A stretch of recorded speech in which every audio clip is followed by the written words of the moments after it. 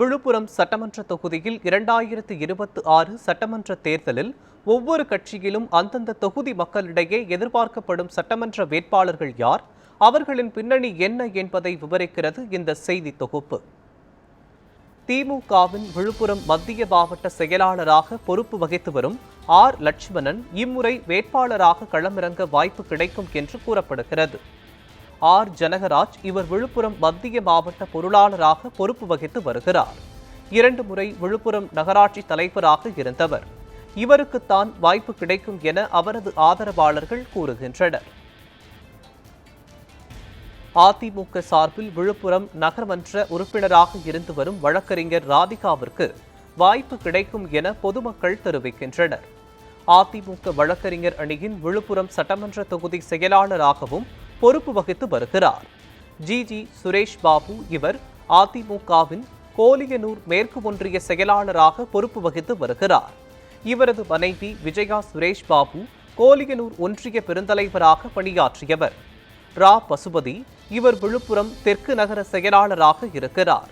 கடந்த 2009ஆம் ஆண்டு பாமகவில் இருந்து விலகி அதிமுகவில் இணைந்து பயணித்து வருகிறார். பாஜக சார்பில் ஏஜி சம்பத் கட்சியில் மாநில துணைத் தலைவராக பொறுப்பு வகித்து வருகிறார். திராவிட முன்னேற்றக் கழகத்தின் வேளாண் துறை அமைச்சராக இருந்த கோவிந்தசுவாமியின் மூத்த மகன் இவர் என்பது குறிப்பிடத்தக்கது.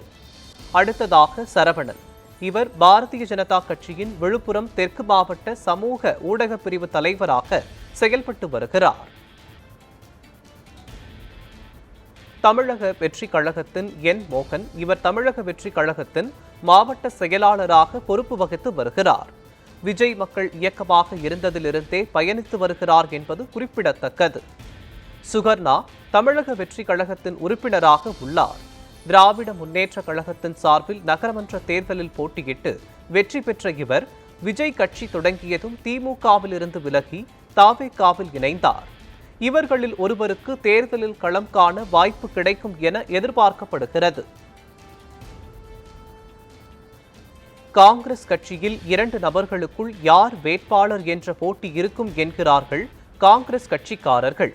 RTV சீனிவாசகுமார் இவர் இந்திய தேசிய காங்கிரஸில் கடந்த 5 ஆண்டுகளுக்கும் மேலாக விழுப்புரம் மாவட்ட தலைவராக இருந்தவர்.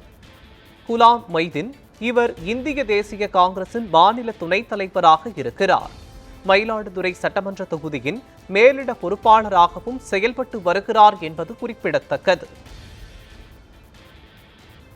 நாம் தமிழர் கட்சியில் ஏற்கனவே மருத்துவர் அபிநயா வேட்பாளராக அறிவிக்கப்பட்டிருக்கிறார்.